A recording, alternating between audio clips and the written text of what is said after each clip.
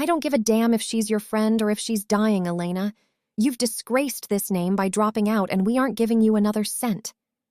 Those were the last words my father, Arthur Vance, spat at me with a voice as cold as a surgical blade at precisely 11:14 p.m. on a Tuesday in October 2019.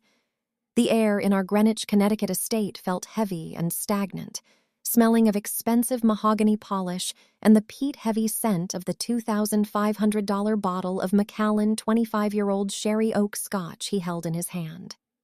My name is Dr. Elena Vance.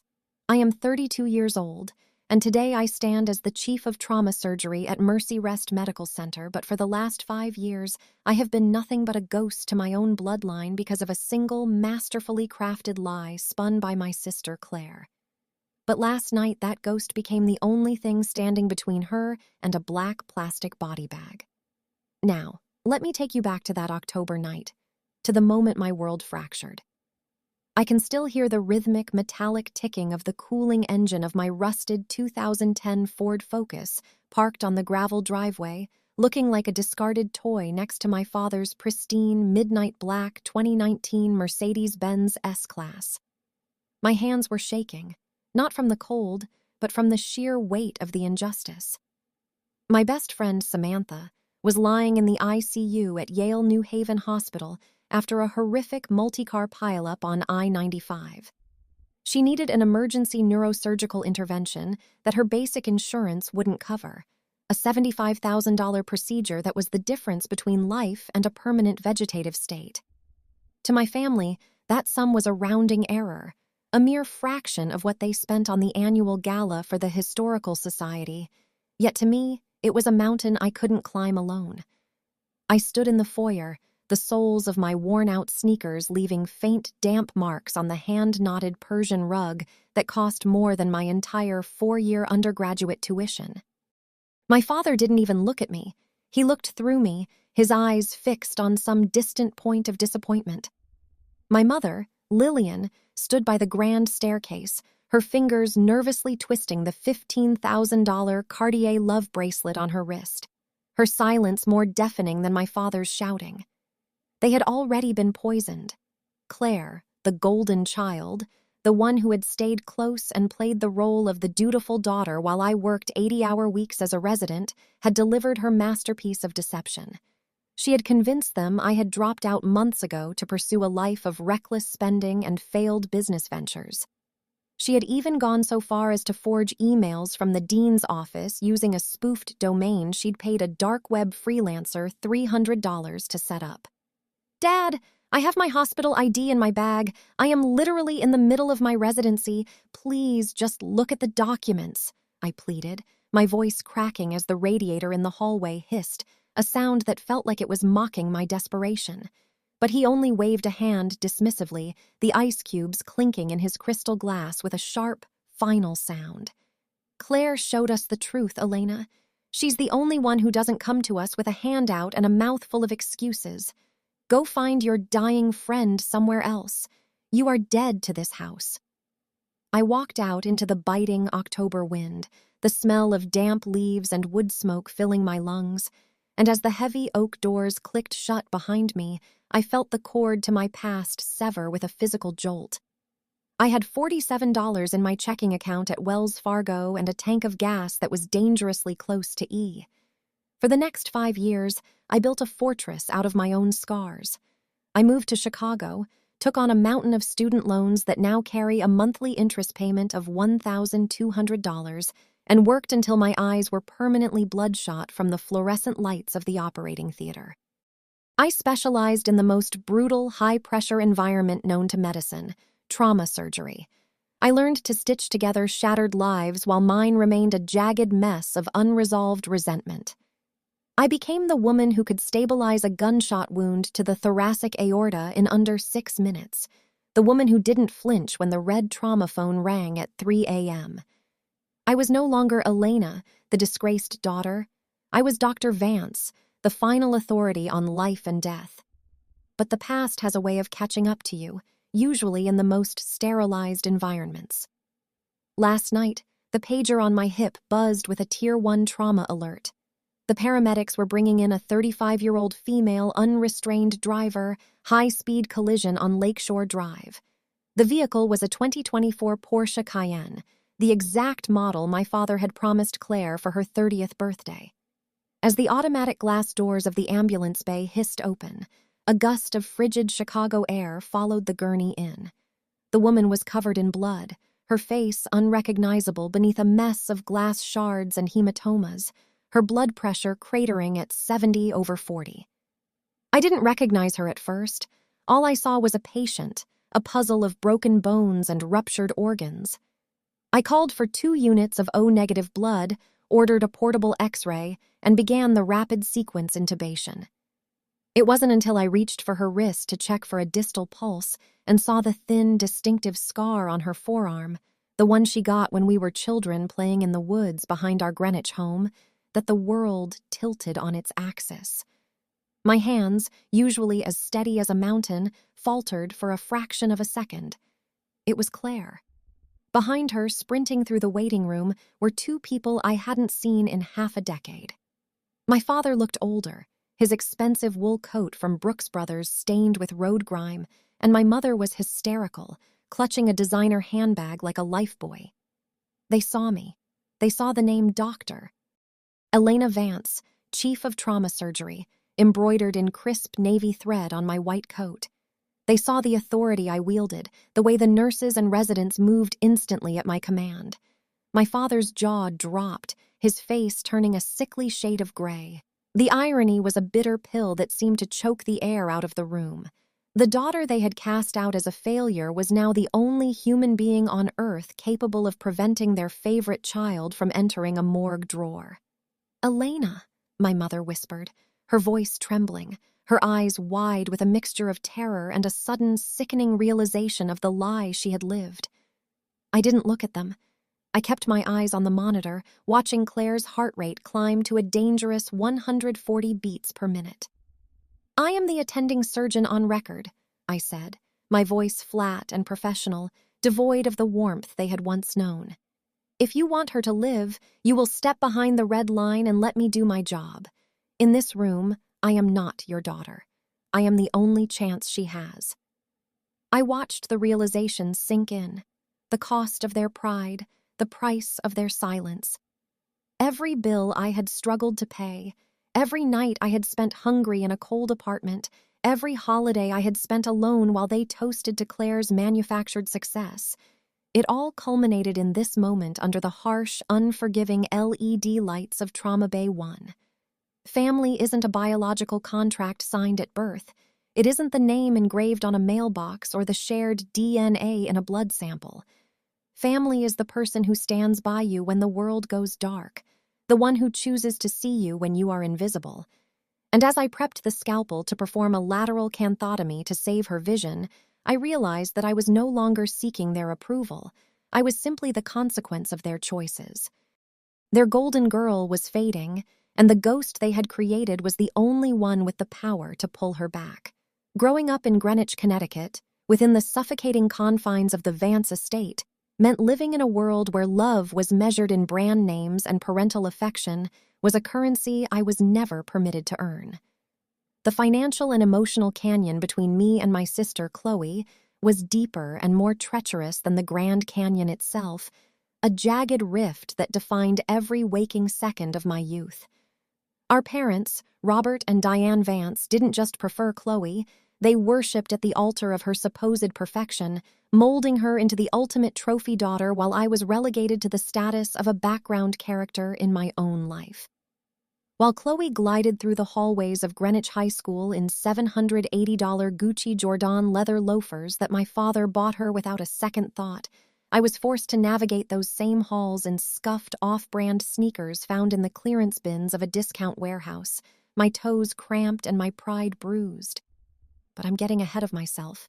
Let me take you back to the grueling reality of those years, where the scent of old library books and the hum of fluorescent lights became more familiar to me than the warmth of a family dinner.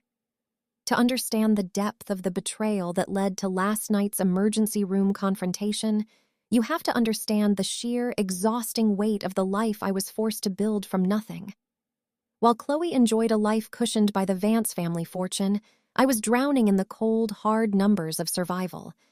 I worked 3 separate jobs, waitressing at a local diner until midnight, tutoring underclassmen for $20 an hour, and pulling double shifts as a hospital orderly, just to manage the crushing reality of my medical education. I faced 48 agonizing monthly payments of $2,340 to cover my tuition and living expenses, a mountain of debt that totaled a staggering $112,320, a figure that felt like a noose around my neck every time I looked at my bank statement on my cracked iPhone screen. Chloe, meanwhile, existed in a parallel universe of unearned privilege and orchestrated success. She held a vague, low-effort position as a lifestyle coordinator at a boutique PR firm, a job she secured through one of my father's golfing buddies at the Stanwich Club. Her salary was a modest $45,000, which wouldn't have even covered the rent for her luxury apartment in Stamford, yet she drove a pristine ibis-white 2022 Audi A4 with premium leather interior and a panoramic sunroof. She acted as though this was the result of her own hard work, but I knew the truth. I had seen the statements on my father's mahogany desk showing that he was quietly covering the $620 monthly lease payments, along with her insurance and her exorbitant gas bills. I was the invisible daughter, the one who retreated to the dim light of a desk lamp to memorize the complexities of the human nervous system until 3:15 in the morning, my eyes stinging from exhaustion and the bitter taste of cold, cheap coffee. I remember one specific Friday night when the contrast between our lives felt like a physical blow to my chest. I had just finished an 18-hour shift at the clinic and was sitting at the small laminate kitchen table in my cramped apartment, staring at a diagram of the femoral artery while trying to ignore the radiator that clanked like a dying machine. My phone buzzed with an Instagram notification. It was a photo of Chloe at a high-end rooftop bar in Manhattan, surrounded by a group of laughing friends, holding a signature cocktail that I knew cost at least $24 before the tip. By the end of that night, she would have charged over $200 in drinks to our father's American Express Platinum card, a sum that would have paid for my groceries for an entire month. My father never questioned those charges, just as he never questioned the $1,200 emergency transfers he sent her whenever she overspent on a weekend getaway to the Hamptons. To Robert and Diane, Chloe was a reflection of their own success, a beautiful, well-dressed socialite who validated their standing in Greenwich society. I, on the other hand, was a constant reminder of things they found distasteful: struggle, manual labor, and the messy, unglamorous reality of becoming a doctor. They viewed my academic ambition not as a source of pride, but as a form of rebellion, a way of intentionally distancing myself from the refined life they had mapped out for us. When I would arrive at family gatherings smelling of antiseptic and wearing a $15 scrub top I'd bought secondhand, my mother would look at me with a mixture of pity and annoyance, as if my presence was a smudge on a polished silver platter. "Why can't you be more like Chloe?" she would sigh, adjusting her own $10,000 diamond pendant. "She knows how to carry herself. She doesn't make everything look so difficult." The injustice of it wasn't just in the money, it was in the silence. It was the way they would spend hours discussing Chloe's latest project or her choice of upholstery for her new sofa, while completely ignoring the fact that I had just passed the most difficult board exams of my life. I learned early on that my achievements meant nothing in the Vance household because they hadn't been bought and paid for by them. I was a self-made woman in a family that only valued inherited status. This environment of systematic neglect is what allowed Chloe's lies to take root so easily. They were already predisposed to believe the worst of me. When she eventually told them that I had squandered my opportunities and dropped out of school, it fit perfectly into the narrative they had already constructed, that I was the flawed, ungrateful daughter who had failed to live up to the Vance standard. Every time I scrubbed into a surgery over the last 5 years, I thought about that kitchen table in Greenwich. I thought about the $780 loafers and the white Audi. I thought about the thousands of hours of sleep I traded for the knowledge I now use to keep people alive. My parents bought Chloe a life of comfort, but they inadvertently bought me something far more powerful, a resilience that they could never understand and a cold, clinical precision that now sits in the palms of my hands. They thought they were punishing me by cutting me off, but they only succeeded in stripping away everything that was holding me back. Now, as I stand in this trauma bay, watching the red lights reflect off the monitors that are the only things keeping Chloe's heart beating, the financial gap between us no longer matters. In this room, the $112,320 of debt I carried has been transformed into the expertise required to repair her shattered pelvis and stop her internal hemorrhaging. My father's money can't save her now. Only the invisible daughter can do that. The sheer hyper-reality of this moment is staggering. The smell of the iodine prep, the sharp hiss of the ventilator, and the sight of my parents huddled in the corner of the waiting room, looking small and fragile in their designer clothes. They are finally looking at me. But for the first time in 32 years, I don't feel the need to look back. I am focused on the task at hand, on the technical specifications of the trauma I must resolve. Chloe's blood pressure is stabilized at 105/65, but her hemoglobin is dropping, indicating a slow bleed in the retroperitoneal space. I call for the 2024 black Chevrolet Tahoe to be prepped for a potential transport if we need to move her to a more specialized unit, though I know Mercy Rest is the best place for her. Every decision I make is calculated, every movement is precise, and as I work, I realize that the girl who wore the discount sneakers is long gone. In her place is a woman who knows exactly what she is worth, even if the people who gave her life never will. Family isn't about who shares your bank account or who pays your car lease. It's about who has the strength to hold the line when everything else falls apart. I am holding that line now, not for Chloe, and certainly not for Robert and Diane, but for the doctor I fought so hard to become.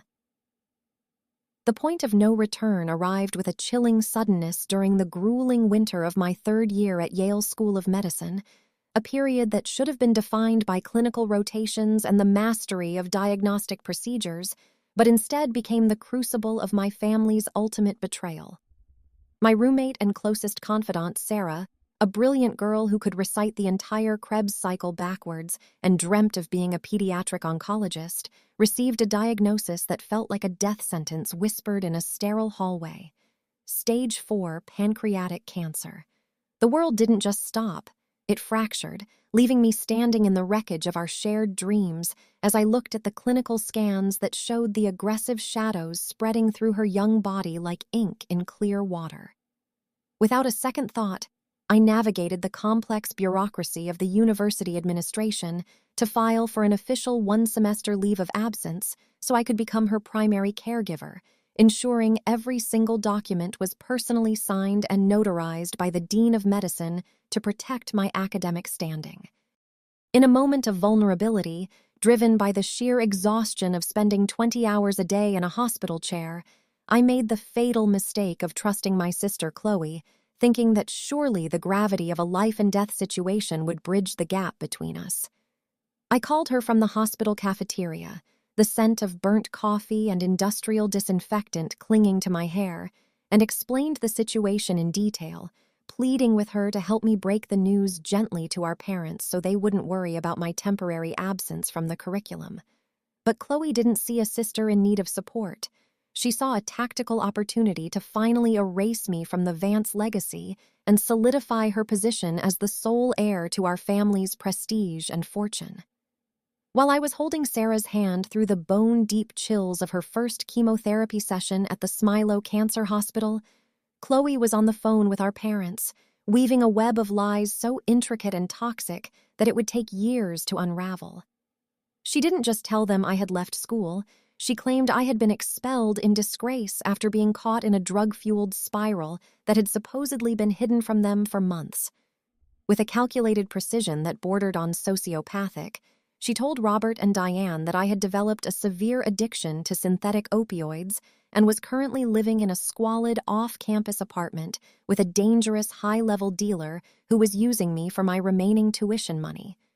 To ensure there was no room for doubt, Chloe utilized her graphic design skills to fabricate dozens of screenshots of text messages, conversations that never happened, filled with slang I didn't know, and desperate pleas for fixes that I had never uttered.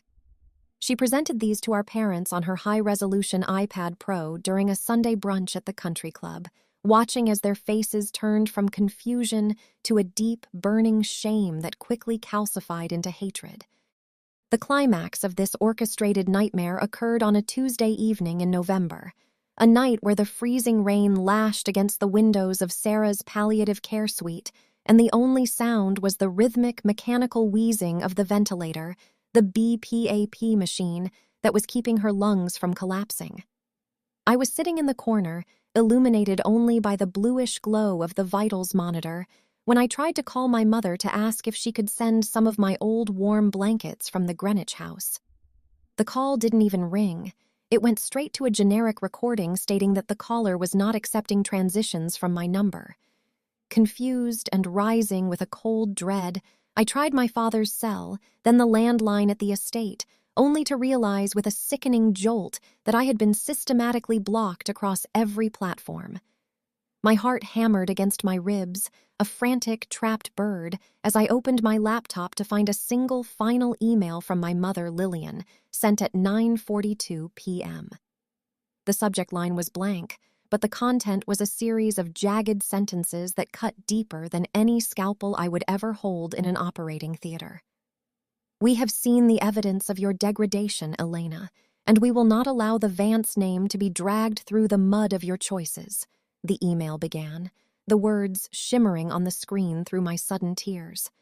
"Your father has already been in contact with our attorneys at Whitman and Associates, and as of 4 p.m. today, you have been officially removed from the family trust and the will. We have destroyed the Christmas ornaments you made as a child, and your room has been packed into boxes that will be sent to the local shelter by Friday morning. Do not attempt to show up for the holidays, and do not contact Chloe again with your lies. She is the only one who had the courage to tell us the truth about your situation. You are no longer our daughter." I sat there in the darkness, the $4,200 a month hospital suite feeling like a tomb, as I realized that my own flesh and blood had chosen to believe a ghost story over the daughter who was currently sacrificing her career to sit with the dying. There was no way to fight back. I had no money for lawyers, no time to travel to Greenwich to plead my case, and no energy left after the grueling physical demands of Sarah's care.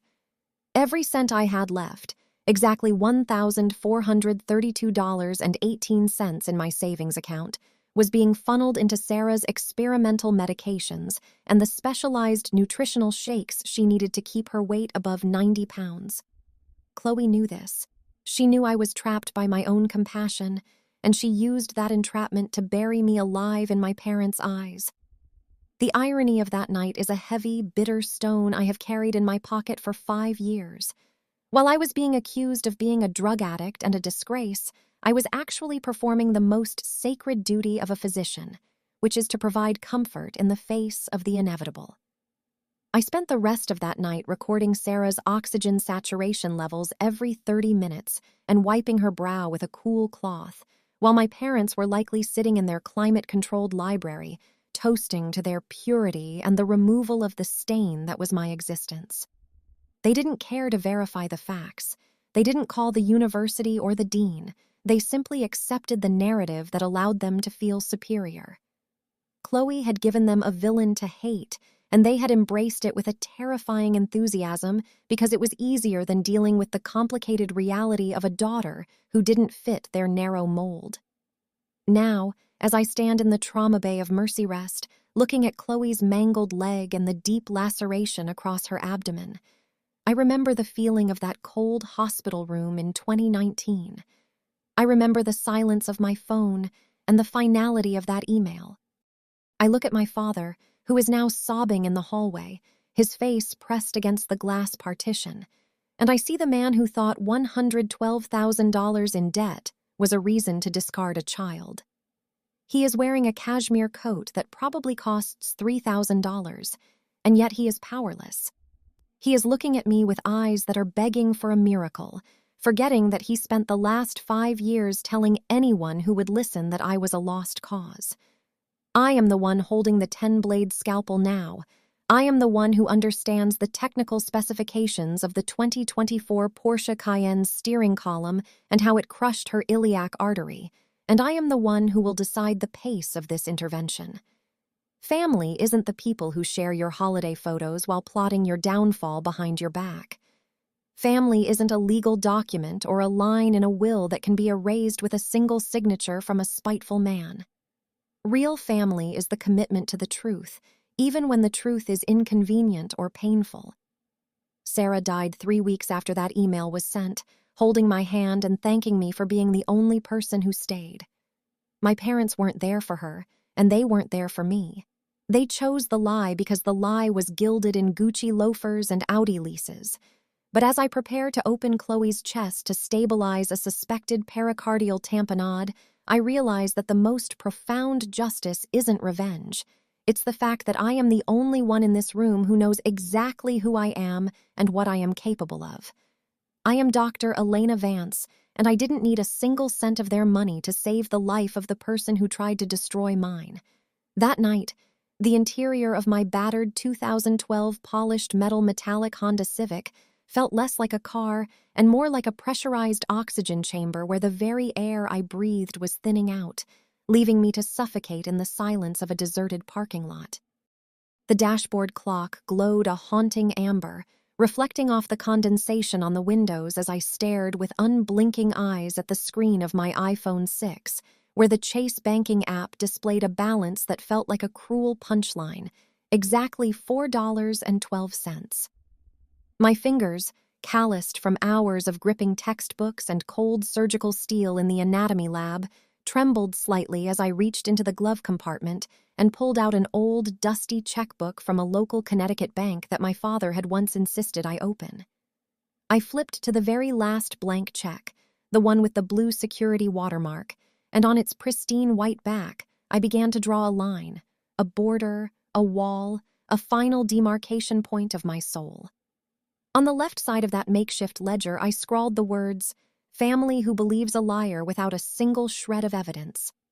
On the right side, in a script that was hard and decisive, I wrote, "The career I will build entirely by myself." At precisely 4:22 a.m., while the rest of Greenwich slept in their climate-controlled mansions and Chloe likely slumbered under her silk sheets after a night of unearned luxury, I made a cold, calculated decision that would redefine every heartbeat I had left. I realized in that moment of absolute isolation that love is not a commodity to be purchased with compliance or proximity. It is a bond that must be earned through facts, through history, and through the courage to stand by someone when the shadows grow long. If my parents, Robert and Diane Vance, were so willing to discard 27 years of my existence in favor of a marketing shell of a person like Chloe, a girl whose only talent was polishing her own image at the expense of others, then I would grant them exactly what they wanted, my total, irrevocable absence. I crossed them out of my life with a mental stroke that was swifter and more surgical than the way they had cut off my credit line or revoked my inheritance. I felt the phantom weight of the Vance name lift from my shoulders, replaced by a terrifying but crystalline clarity that I was now the sole architect of my destiny. I didn't cry then. The time for tears had evaporated at 23:14 when my father's voice had turned into ice. Instead, I shifted my Honda into gear, the engine whining with its 145,000 miles of wear and tear, and I drove away from the only world I had ever known without looking back into the rearview mirror. I spent the next several months living on the peripheral edges of society, sleeping in that very Civic in the parking lots of 24-hour Walmarts, washing my face in the sinks of public libraries, and surviving on 99-cent protein bars and the sheer, unadulterated spite that fueled my late-night study sessions. The contrast between my reality and the life I had been cast out of was a constant, sharp pain in my side, like a fractured rib that refused to heal. While Chloe was likely posting curated photos of her $120 avocado toasts and $15 organic lattes at high-end cafes in Soho, I was calculating how many milliliters of water I could drink from a public fountain to stave off hunger during an 8-hour clinical rotation. I had become a master of technical survival, learning how to manipulate my schedule so that I was always in the hospital where the heat was free and the coffee was provided for the staff. My resentment didn't make me weak. It made me precise. It made me a surgeon who didn't just understand anatomy, but who understood the structural integrity of a person's will. I treated every suture I practiced on a piece of foam as a literal stitch in the wound of my own life, rebuilding myself layer by layer, from the deep fascia to the epidermal surface. I remember one specific morning when I looked at my reflection in the polished chrome of a hospital elevator at Mercy Rest during my early internship days. I saw a woman whose cheekbones were sharper, whose eyes were harder, and who wore a cheap, off-brand white coat with more dignity than Chloe ever wore her designer blazers from Bergdorf Goodman. My parents had thought they were teaching me a lesson in humility, but they had actually given me the greatest gift a trauma surgeon can possess: the ability to remain calm in the center of a total collapse. They had removed the safety net, and in doing so, they had taught me how to fly in the dark. I stopped checking their social media. I ignored the filtered updates about their lavish vacations to the Amalfi Coast or the fancy engagement party they eventually threw for Chloe when she snagged a high-earning corporate lawyer. I became a ghost in their world, but in the world of medicine, I was becoming a titan. The financial bridge I crossed was one of extreme austerity, counting every cent, calculating the interest on my $112,320 debt like a professional accountant, and realizing that every dollar I paid back was a dollar of freedom from the Vance shadow. I didn't need their trust fund because I was building a fund of expertise that no bank could seize and no sister could lie away. I spent 5 years perfecting my craft, moving from an overlooked resident to a respected fellow, and finally to the youngest chief of trauma surgery in the history of this medical center.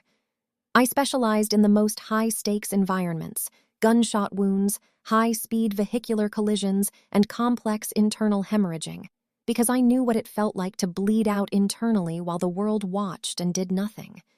I became the person who could look into the eyes of a dying patient and say, "I've got you," because I had already saved myself from a much slower, more agonizing death. Now, as I stand in this trauma unit, the sterile scent of isopropyl alcohol and the rhythmic clicking of the life support machines serve as a reminder of that 4:22 a.m. decision. My father is here now, his 2024 tailored wool suit looking absurdly out of place in a room where blood is being spilled on the linoleum.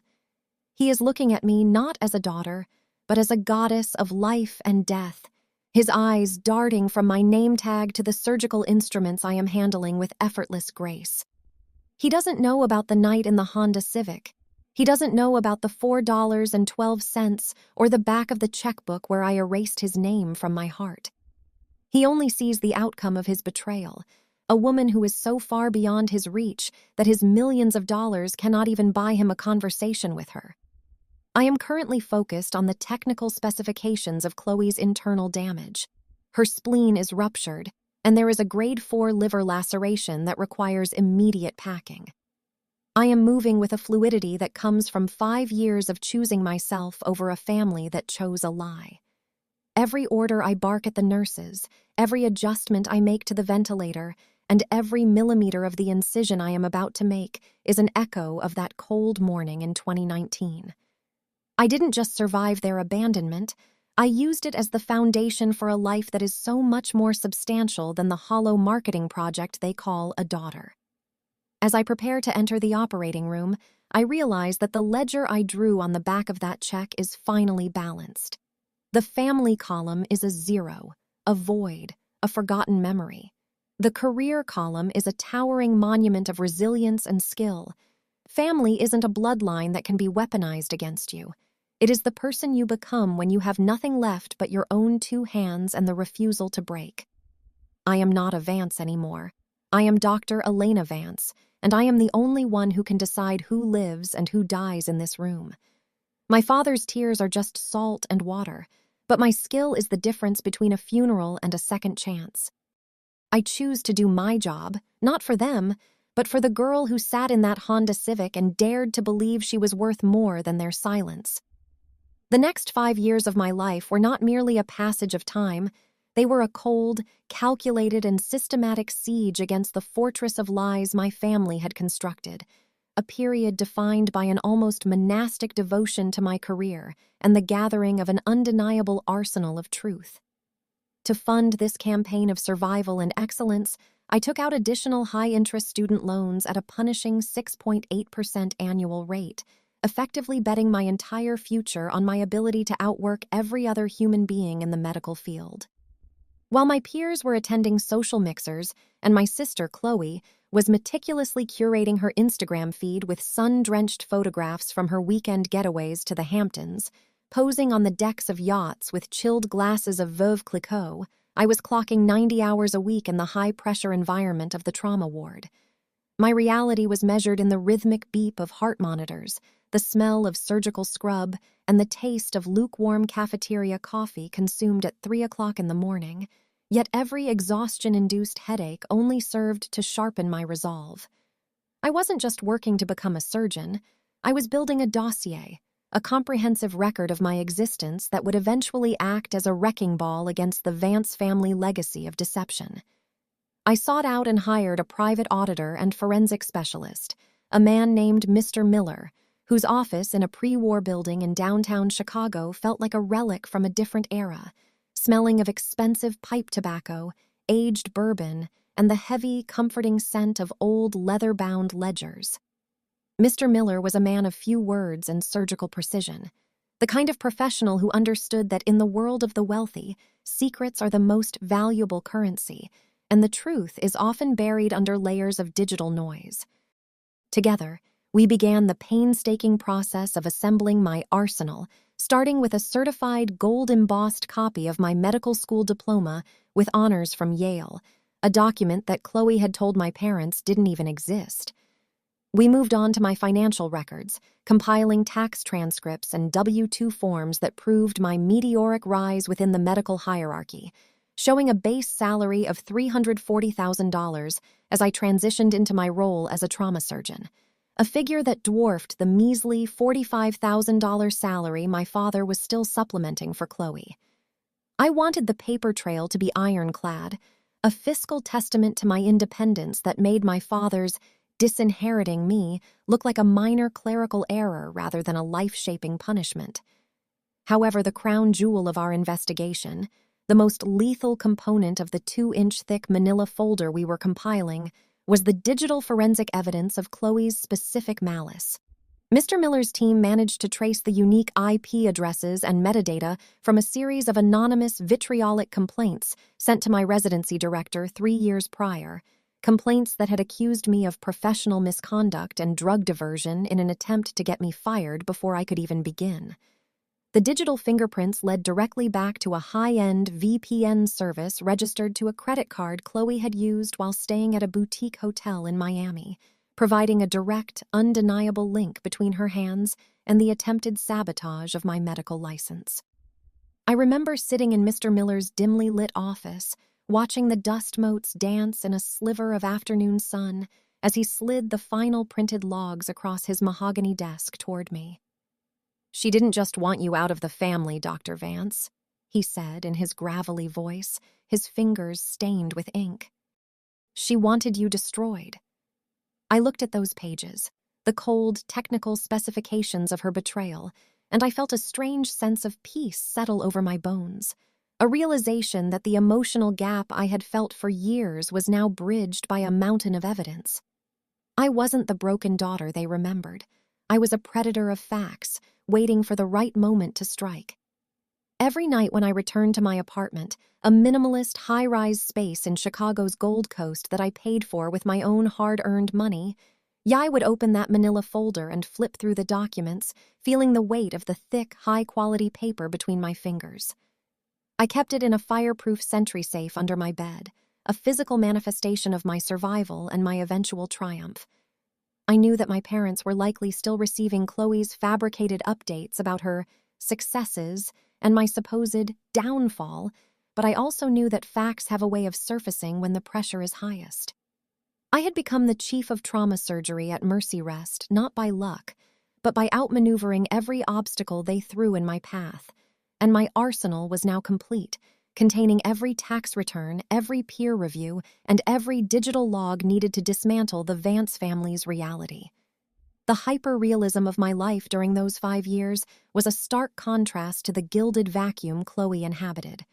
While she spent $2,400 on a weekend spa treatment at the Shosugi Ban House, I was calculating the precise dosage of epinephrine needed to restart a patient's heart in the middle of a chaotic multi-vehicle accident on the Kennedy Expressway. My life was defined by the tangible, the measurable, and the visceral, while hers was built on the shifting sands of social media validation and our parents' desperation to believe in a perfect legacy. I didn't need their Christmas cards or their hollow toasts at the country club. I had the 2024 payroll records and the IP tracking logs that proved I was the only Vance who actually stood for something. When the call finally came last night, the trauma alert for a high-speed Porsche Cayenne collision, I knew before I even saw the patient that my 5-year siege was coming to an end. As I prepared for the surgery, my mind flickered back to Mr. Miller's office and the 2-inch manila folder. I wasn't just going into that operating room to save a life. I was going in as the final authority, the person who held the receipts for every lie ever told about her. My father, standing in the hallway in his $5,000 Brioni suit, had no idea that the daughter he had discarded was now the most powerful person in his world, armed with a history he couldn't rewrite and a career he couldn't claim. Family isn't the warmth of a fireplace in a Greenwich mansion. It is the cold, hard steel of the truth you forge in the dark when everyone else has turned out the lights. I had spent 5 years in that darkness, and now I was the one bringing the light, and it was going to be blinding.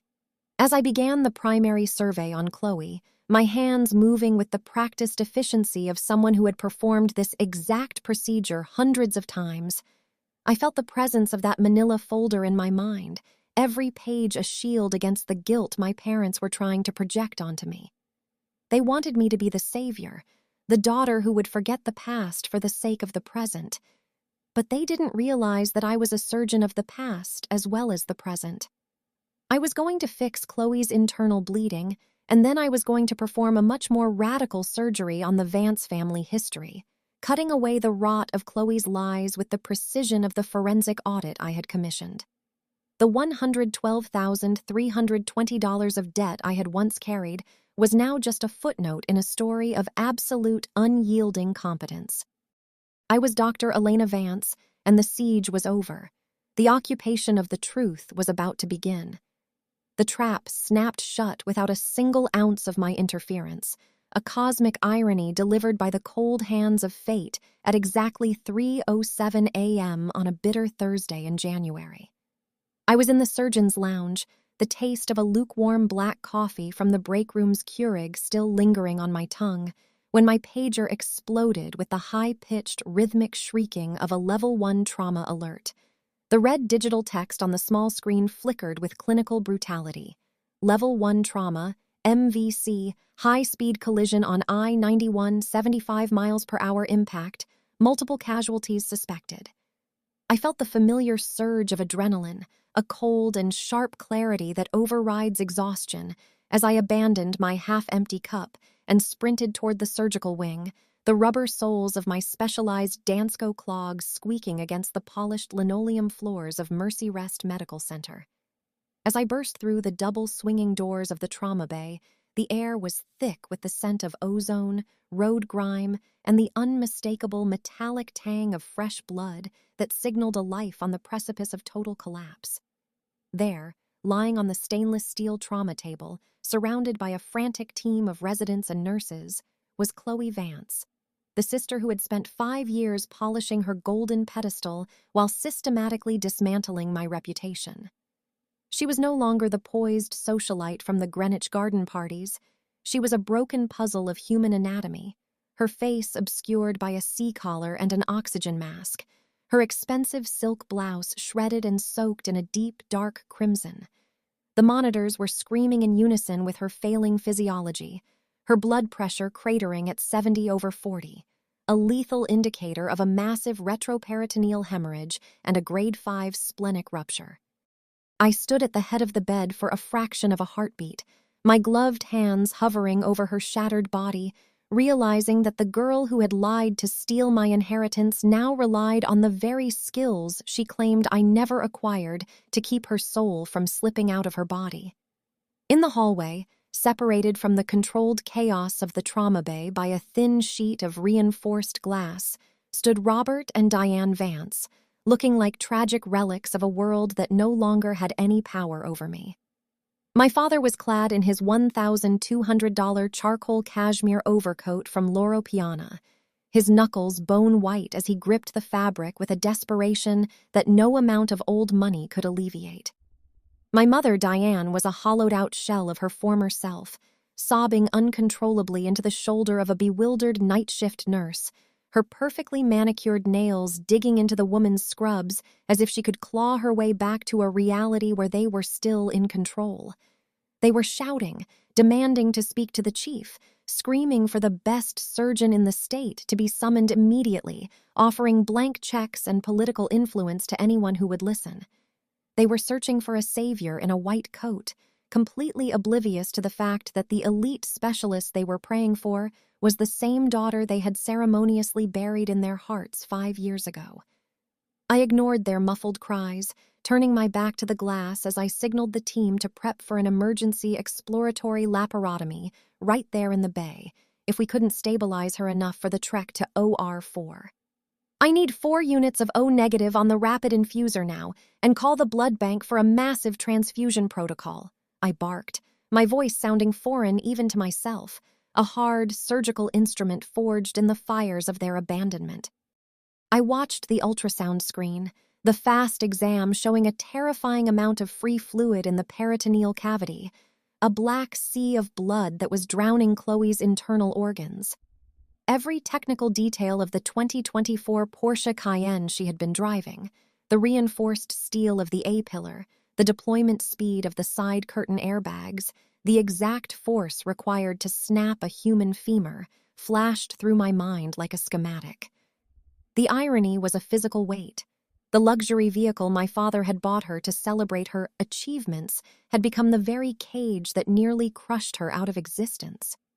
As I began the primary survey, cutting away the remnants of her designer clothing to expose the trauma, I felt the heavy manila folder of evidence I had collected over the years sitting in the safe of my mind, a silent witness to this moment of absolute reckoning.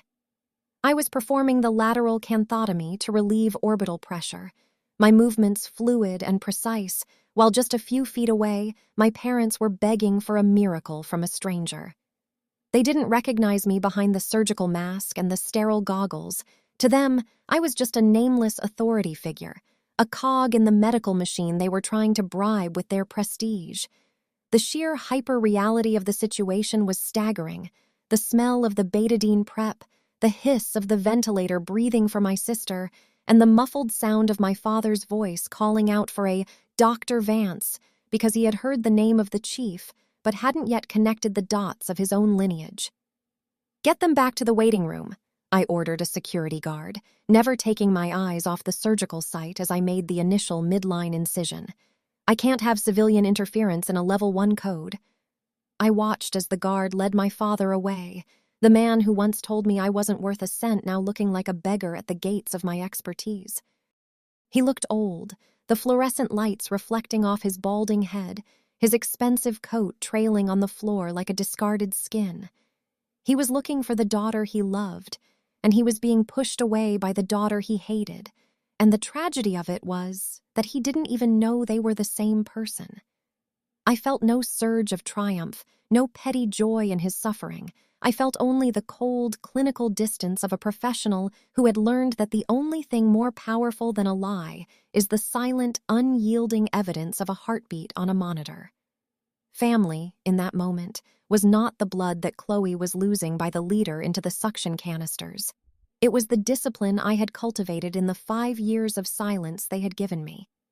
It was the fact that I didn't let my hand tremble when I saw her face, the fact that I followed the technical specifications of the trauma protocol with the same dedication I had used to survive my years of poverty.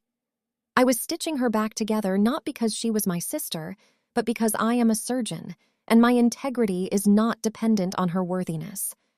I was proving, with every suture and every clamped artery, that the marketing empty shell they had chosen was fragile, but the surgeon they had discarded was unbreakable. As the elevator doors opened to transport her to the main operating suite, I finally looked through the glass and caught my mother's eye for a split second. She didn't see Elena, the drug addict and the disgrace. She saw a god in green scrubs who held the only key to her world's survival. The financial gap, the Gucci loafers, the Audi leases, they all vanished in the face of a ruptured iliac artery.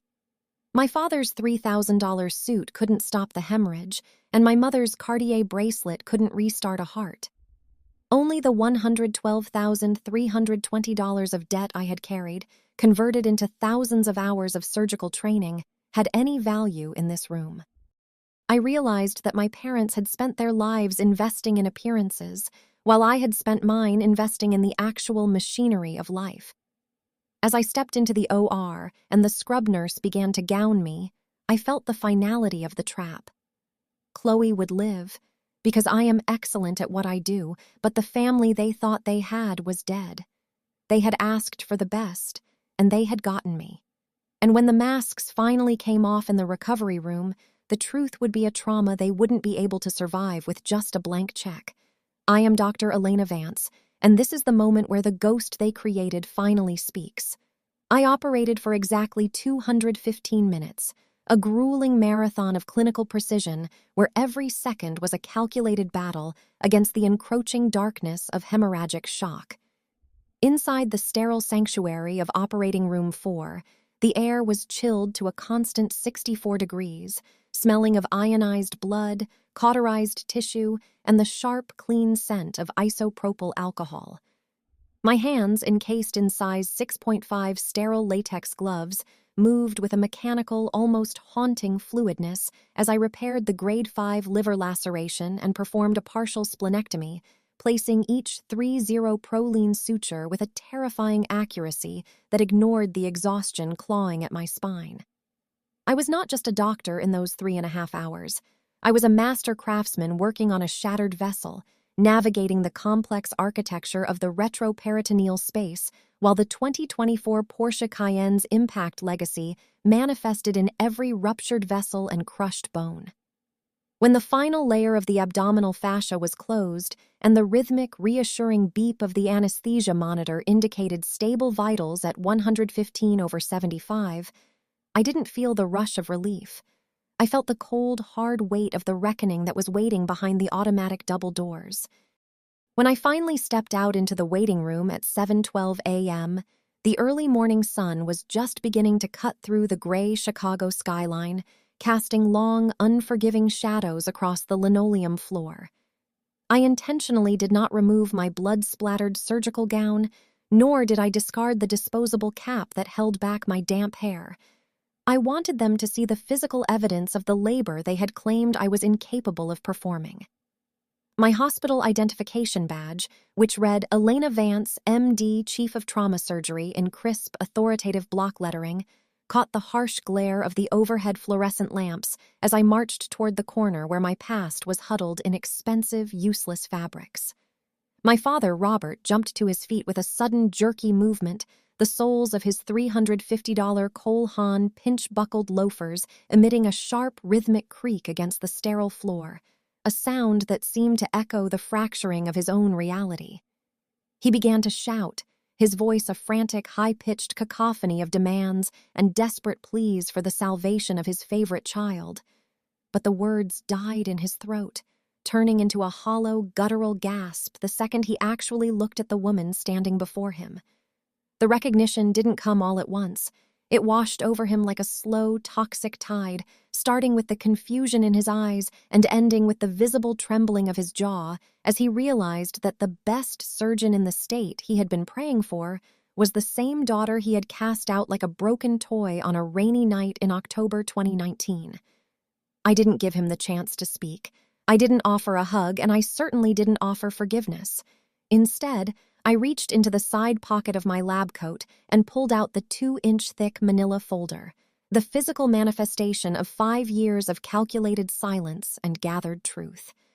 In front of my mother, who was still clutching a damp tissue with a hand that wore a diamond ring worth more than my first 2 years of residency, and in front of at least 15 other witnesses, tired families, janitorial staff, and the morning shift nurses, I began to dismantle the Vance family legacy with the same clinical efficiency I had used to repair Chloe's internal organs.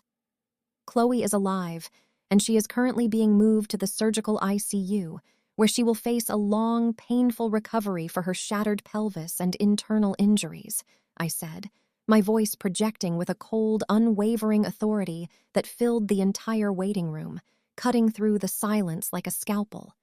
But while she fights for her physical life, you are going to face the reality of the life you chose to believe in.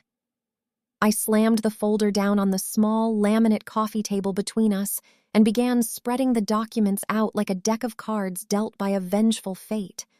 I laid down my certified diplomas from Yale, my tax transcripts showing my $340,000 annual salary, and the meticulous records of my $112,320 in student loans that I had paid off without a single cent of their assistance. I watched my mother's eyes dart across the pages, her face turning a sickly, translucent shade of white as she saw the dates and the honors that proved I had never dropped out, never failed, and never been the addict they had so eagerly imagined. Then, with a deliberate, slow motion, I placed the auditor's report on the very top, the digital forensic logs that tracked the IP address of every fake complaint, every forged email, and every malicious lie that Chloe had ever sent. "This is the price of your faith, Robert," I whispered, though the words carried the weight of a shout as I pointed to the technical specifications that linked the sabotage of my career directly to the laptop my father had bought Chloe for her graduation. "You chose a marketing empty shell of a person because she was easier to love than a daughter who worked until her hands bled. You believed a liar without asking for a single shred of proof because your pride was more important than the truth." I saw my father's hand reach out to touch the paper, but he pulled it back as if the ink itself were radioactive, his eyes welling with a mixture of profound shame and the crushing realization that he had traded his greatest asset for a counterfeit. The contrast between us was no longer financial. It was existential. They were standing there in their cashmere and silk, surrounded by the ruin of their judgment, while I stood in a blood-stained gown holding the power of life and death in my hands. Every hour I had spent in that 2012 Honda Civic, every 99-cent protein bar I had eaten to survive, and every night I had spent studying under the dim light of a hospital break room was validated in the absolute silence that followed my revelation. My mother began to wail, a low, keening sound of grief not for Chloe, but for the realization that she had lost a daughter she never actually knew, while my father simply stared at his own reflection in the polished linoleum, looking at the man who had disinherited a titan to protect a fraud. I didn't feel pity for them. I felt a cold, crystalline sense of completion, as if the last stitch in the long, gaping wound of my childhood had finally been tied off. Family, as I told them in that moment of public exposure, isn't a shared last name or a line in a trust fund. It is a commitment to the person, not the image. "You don't get to be my parents just because I saved her life," I said, leaning in so close that my father could smell the antiseptic on my skin. "In this hospital, I am the authority. In your life, I am the consequence of your own choices. You wanted the best, and you got me, but you don't get the daughter. You only get the surgeon." I watched the nurses and the families in the waiting room exchange hushed whispers, their eyes moving from the blood on my coat to the luxury on theirs, and I knew that the Vance name would never carry the same weight in this town again. I had not only saved Chloe's physical body, I had performed a radical amputation of their influence over my soul. I turned on my heel and walked away, the squeak of my clogs the only sound in the room, leaving them to pick up the pieces of the manila folder and the wreckage of their own lies. As I walked back toward the ICU to check on my patient, I realized that the $4.12 I had once had in my bank account was worth more than their millions, because my money was honest and my life was mine. I had spent 5 years as a ghost, but as the sun finally rose over Mercy Rest Medical Center, I was the only thing in that building that was truly, undeniably real. The surgery was over, the truth was out, and for the first time in 32 years, I didn't need to look back to know that I was finally, completely free. The catharsis that followed was not the explosive, cinematic confrontation one might expect after 5 years of exile, but rather a cold, silent vacuum where the air of the Vance family legacy finally ran out, leaving them to gasp in the wreckage of their own making. As the morning light shifted from a pale gray to a sharp, clinical white across the waiting room of Mercy Rest Medical Center, I watched my mother, Diane, collapse into one of the stiff, vinyl-covered chairs, her hands, still adorned with her $20,000 tennis bracelet, shaking so violently that she couldn't even hold the papers I had laid before her. When her eyes finally scanned the notarized document from Yale, the one that explicitly detailed my leave of absence to care for Sarah during her final battle with stage 4 pancreatic cancer, a sound escaped her throat that I will never forget. A low, broken whimper of a woman who realized she had traded a daughter's heart for a sister's poison.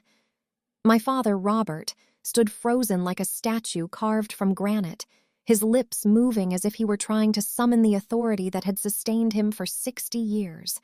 But as he looked from the auditor's report on Chloe's digital sabotage to my blood-stained surgical gown, he found that his voice had been stripped away by the sheer weight of the truth. I did not wait for his apology, nor did I grant him the mercy of an explanation.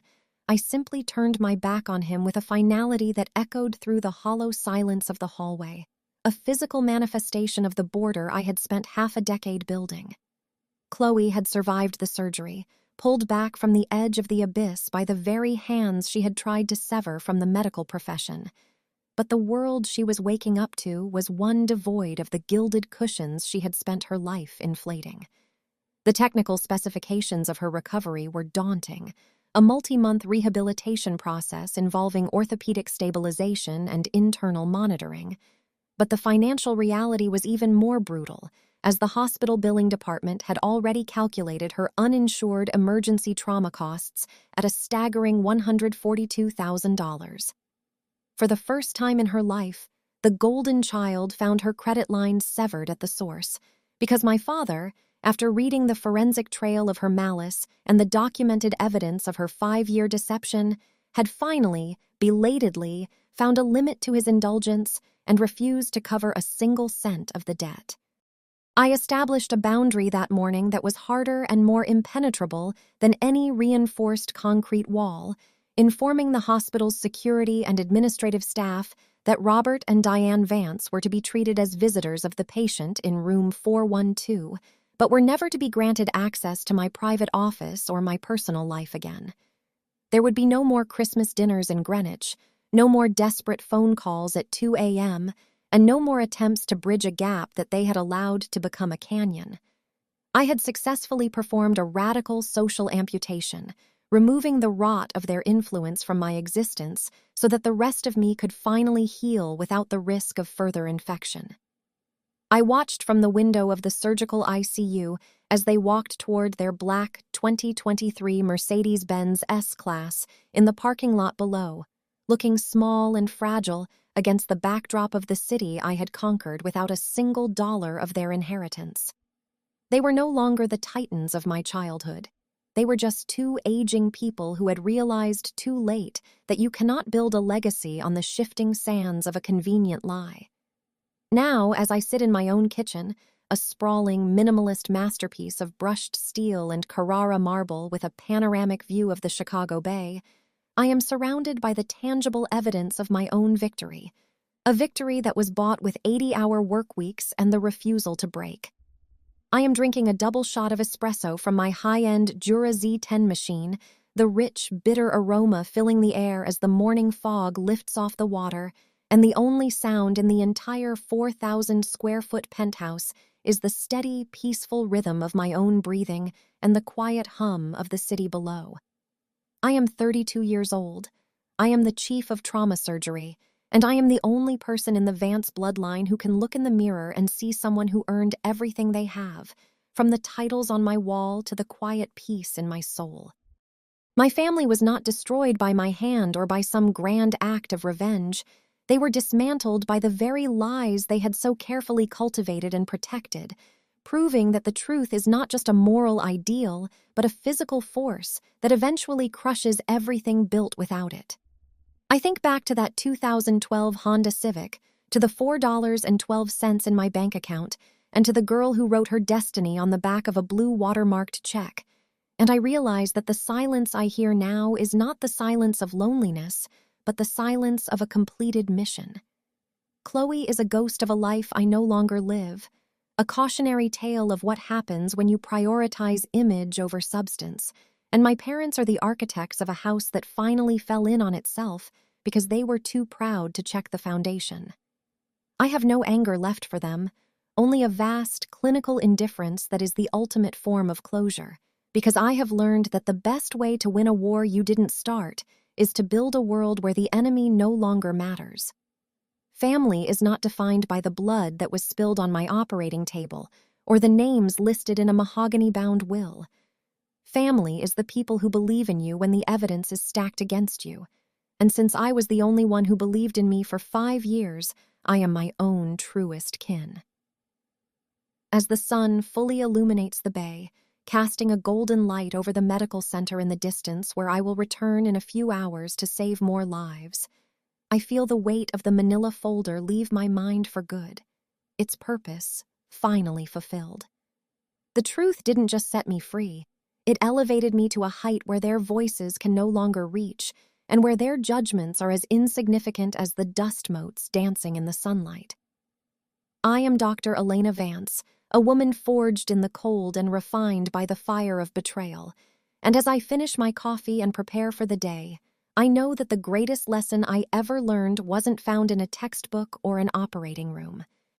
It was the realization that your worth is never determined by the people who fail to see it. It is determined by the person you become when you stop looking for their approval and start trusting the facts of your own existence. The silence of my victory is the sweetest sound I have ever known, and it is a sound I intend to protect for the rest of my life.